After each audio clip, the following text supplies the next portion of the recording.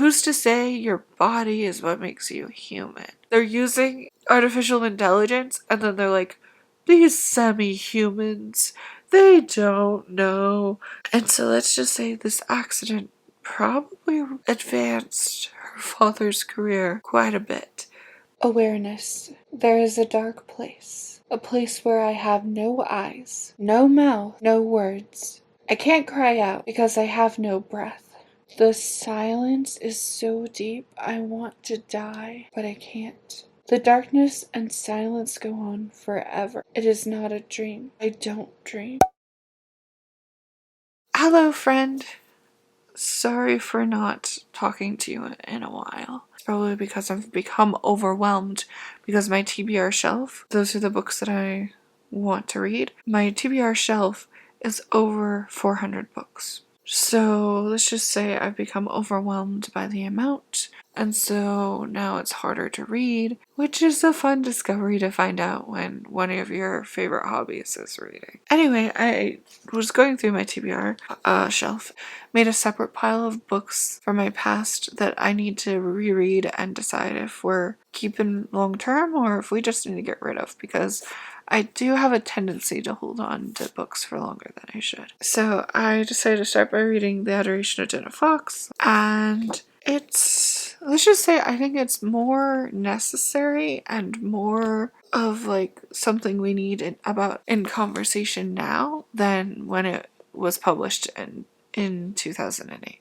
I want to make this as simplistic as possible. The book starts off with this girl named Jenna Fox, and she is just hanging out in her home with her mom and her grandmother. And they're watching this news broadcast of a new president being like sworn into office. However, the reader is let into this knowledge right away that there is this weird tension in the room where the mother and grandmother are kind of like going off and like like in the corner and like not really, I don't know. They're like fighting in the corner, not really telling Jenna everything. It's very clear that Jenna's grandmother does not like her, which it feels kind of off. And then Jenna's grandmother is actively acting kind of uncomfortable, like she doesn't fully want to be in the room, and you're like, why? You guys are just watching something on TV, like you're fine. Nothing's crazy, nothing's weird, like except the fact that there's like tension. About a month ago, she's woken up from a coma. Apparently she has been told that she has been in this coma for basically a year, like a perfect year. She wakes up and they're like, hey, it's time for your 17th birthday. And so like, she wakes up and she's confused and she doesn't know what's going on and she can't move all the parts of her body normally and she's having trouble like talking at first and blah blah blah blah, right? But everyone's like, hey, let's celebrate your 17th birthday. And she's like, okay, cool. And then after a while, she's like, where are my friends? What's going on? And yeah, I would be like that too. If you're telling me we're celebrating my birthday, I would be like, okay, where are my friends? Like, is this just a family thing and then I'll see my friends later? Or like, don't you think some of my friends should be here? Like, what's going on? And they tell her the most basic, but also the most vague information.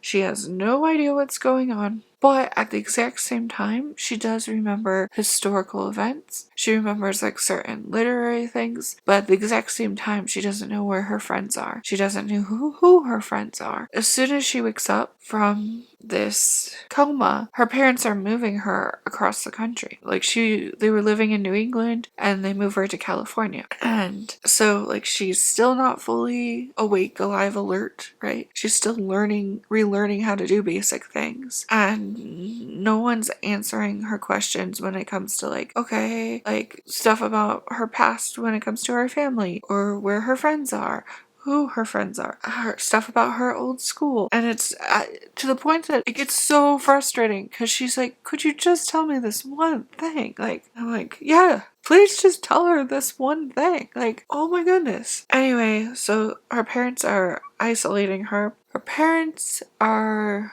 very, very careful about who sees her and what people know about her. This new house they've moved into is like in this more isolated suburb neighborhood. They don't really let her outside at first. Yeah, she's just like relearning all this stuff, but she isn't being told the things she probably needs to know to be safe.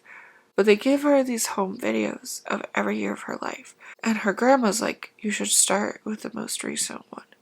Like, you need to see the most recent one. And she doesn't. And this whole time, Mother seems a little off. Grandma seems a little off. Grandma outright says that she doesn't like her, which is, I think, a very interesting thing for a grandmother to say.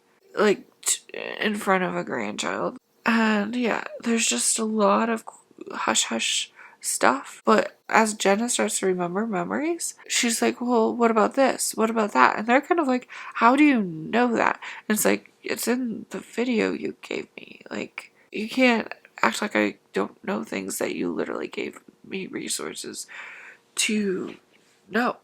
Anyway, she doesn't eat normal food for a while, and at first I think the reader's kind of supposed to be like, oh, it's because she was in an accident. Like, she literally just woke up from a coma. Like, of course she's not going to be eating normally. But then you start to realize, like, no, she's literally not going to be eating normal food for, like, longer than, oh, she was in an accident. There are things about how she walks that are a little weird. She notices that if her mom says certain things as like a command, she will do them in a way that sometimes she doesn't want to do them, but she'll still do them.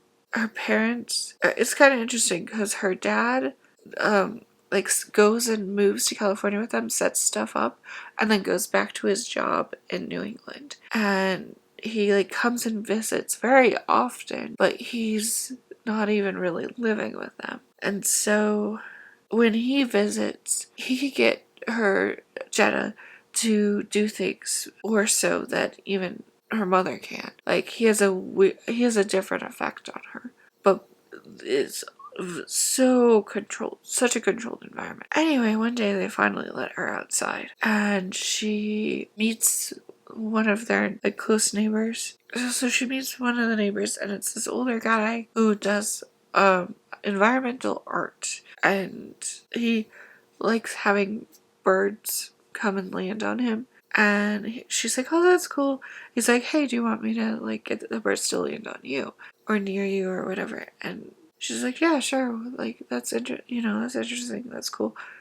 And initially the birds won't come near her, and they're frightened by her. And so she's already noticing, like, I'm kind of being controlled. I don't seem normal. And like, the things I know don't necessarily add up to the things I probably used to know. Like, the amount. And yeah, it's hard to say too much without giving away things, but like, basically, you figure out pretty quick. Like, the author wants you to figure out pretty quickly that she is not human. Or at least she is not human the way she was before the accident. And the accident, I would almost argue, was a necessary evil because her dad, maybe I shouldn't say that. Okay, her dad is a doctor that works on medical like technology and advancing medical technology, and his particular thing that he invented, and the reason they have a stupid amount of money and why they can have the setup they have, is he's made this gel that he could put AI into and then like put that into your body, and the technology the gel kind of almost like hides the technology from your body so that it interacts well with it and isn't gonna like fight it. And it literally can help with prosthetics, and it can also just help heal things like burns and other things that happen to you pretty well. And they were even talking about using it to like make new body parts eventually. And so let's just say this accident probably advanced her father's career quite a bit. But here's the thing. In this society, there is an agency that goes after people, especially people in the medical profession, that try to make people more AI than human. And I would make the argument, if you're in a horrible accident and you need prosthetics or you need this AI stuff to like heal burns and scars and whatever, then like I don't really care if that changes the amount of human you are. And who's to say your body is what makes you human? Like, I don't know. But they're so like, oh, you could only use this much of certain medical technologies.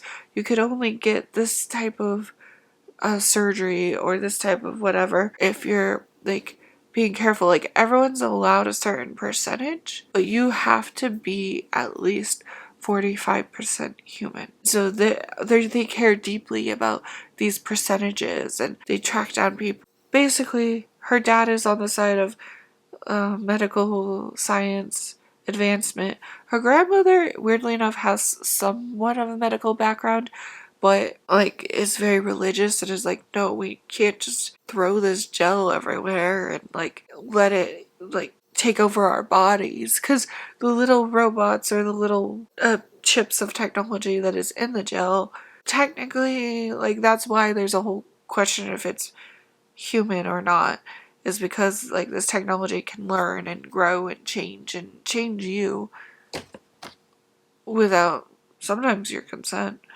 And so yeah, it's like there's like these people who are like, science, medicine, let's advance technology, and then there's like this whole agency and police force and group of people who are like, no, we can't just do that, like you're taking away people's humanity. And then there's this another side character that I wish was developed more, but was not, who is 100% human, because whatever human means, is 100% human, but has multiple characters say has something missing. So they're human, fully human, but they're missing a part, and the part that they seem to be missing is like basic human decency. They're not necessarily bad or evil, but the way they treat people makes it's just uncomfortable the whole time. Like, and it's funny because at one point, this character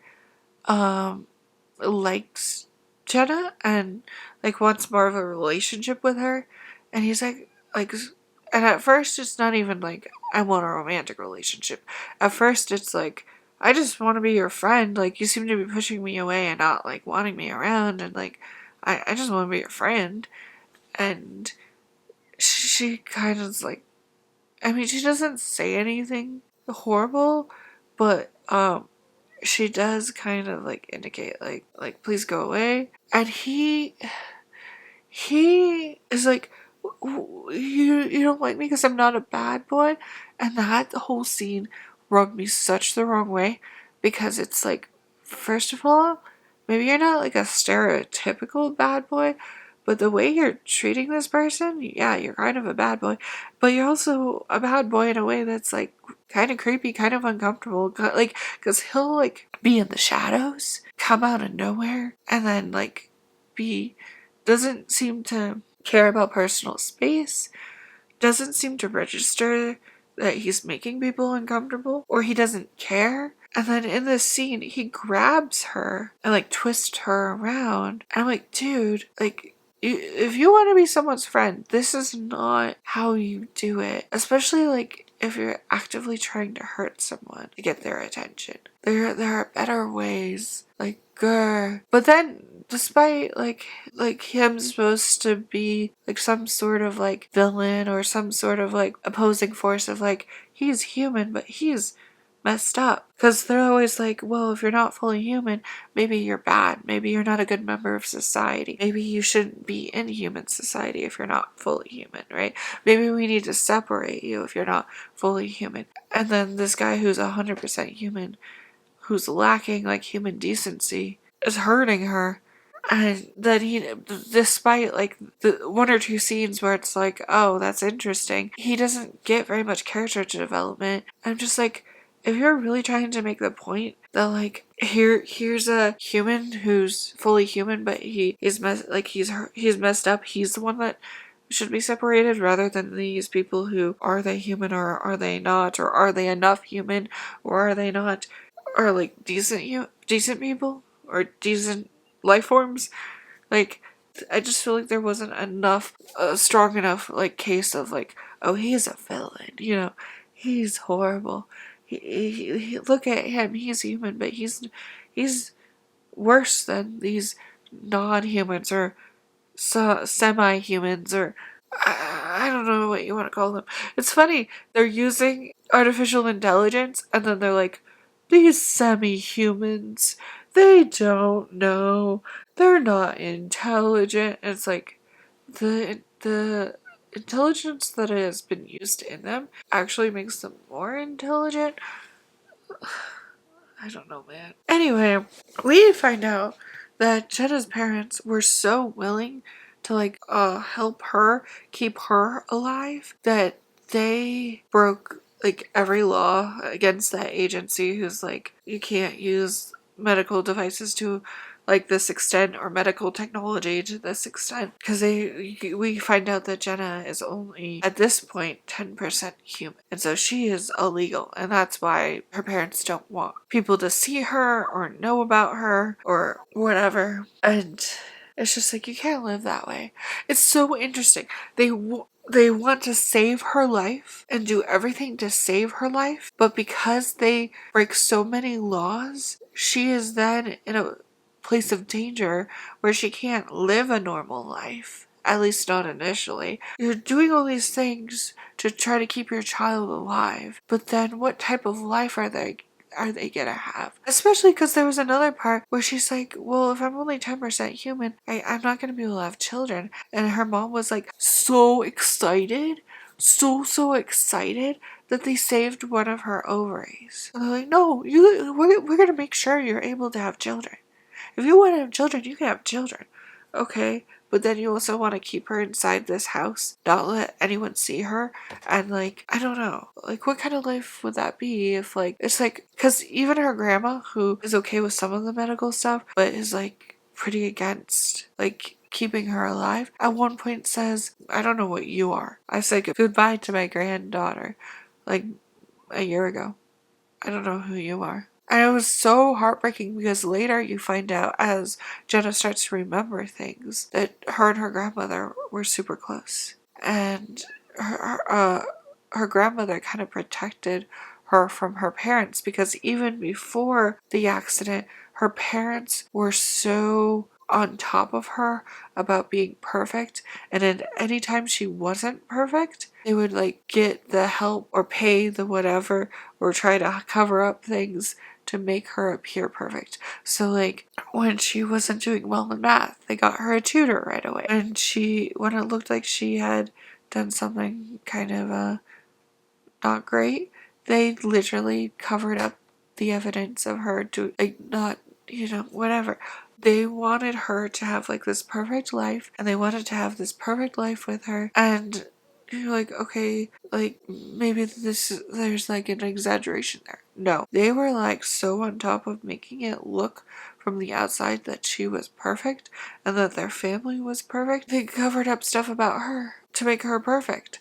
And then when she was in the accident or after the accident, when they're trying to keep her alive, they changed her height on purpose so that she could do a certain type of activity. I don't want to say too much, but like basically she was too tall to participate in a certain activity, and then after this, when she wakes up from whatever, she's suddenly at the perfect height where she could participate in this activity. It's like, and then her dad's like, no, from a medical standpoint, you're healthier now. Like, in order to keep you healthy, we had to make you a little bit shorter. And then it's like, then why am I the exact height I need to be to do the activity that you you want me to excel in, and I used to excel in, and you think that I should be excelling in? It was weird.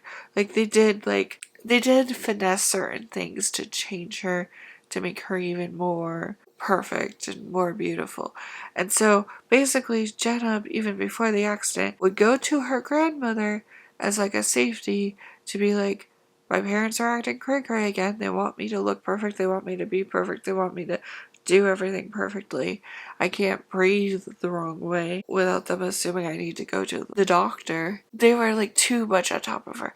And then you do find out it's not directly said, or at least I don't remember it directly being said, but I do remember indirectly that basically her parents had trouble having a child in the first place, and then they had lost, like, I think a couple of children, and so when they finally had her, they wanted her to have such a wonderful life that they didn't realize they were like intruding and molding and finessing and like her life in such a way where she couldn't have a full life. She couldn't be a full human, even before she wasn't a full human. Anyway, she has this friend who's so against the medical science, AI with medical science stuff, that she's like on, or she's a part of the group that would come after someone who is not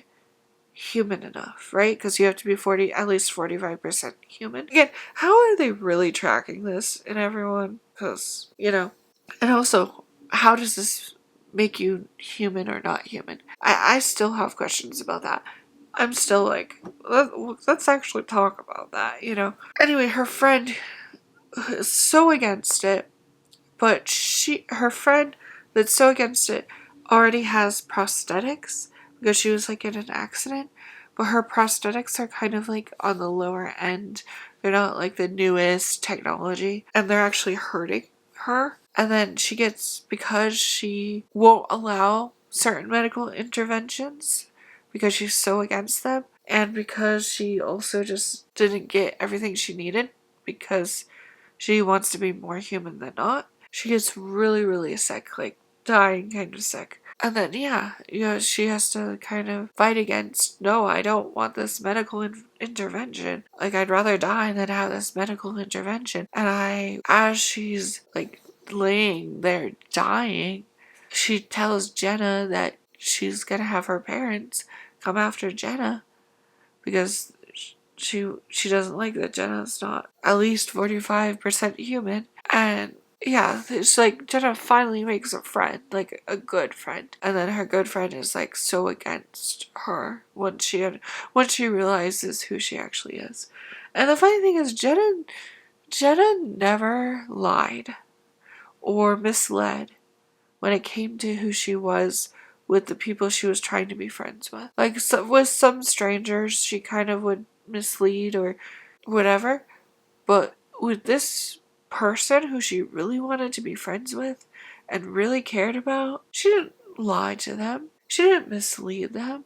And yet this person didn't realize until like way too late into the story, like who she actually was. And then felt so betrayed. And it's like, she didn't lie to you. She just didn't tell you everything that led to her accident and everything that led to her staying alive. And like, but she didn't lie to you. She didn't mislead you. Like, shut up.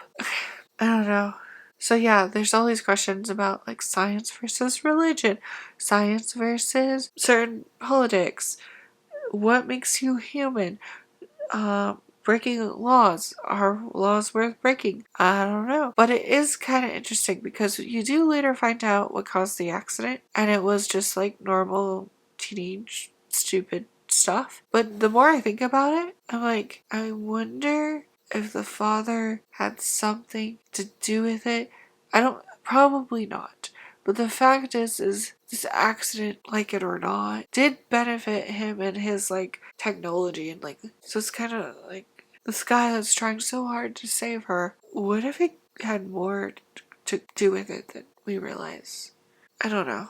That's just me thinking that everyone's evil. But you do find out the parents hid information from her most of the story. And I get it, parents are supposed to not tell their children everything. However, if it comes to their child's life in a way that's actually gonna affect their child should know that information. Like, because she almost gets into horrible trouble because she just doesn't know things about herself. And thankfully she finds creative ways to learn about what happened to her. But and then when you find out that about her friends. Oh my gosh. The amount of control her parents had and thought that like they were just protecting people. In reality, they were causing harm. Oh my gosh. It's actually horrible.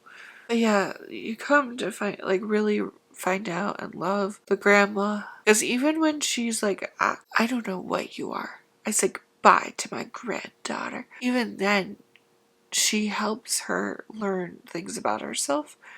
And she helps her escape from her parents' like control to an extent. So that she actually can live a life. It's really interesting. Now, as a book, it lacks character development that I need.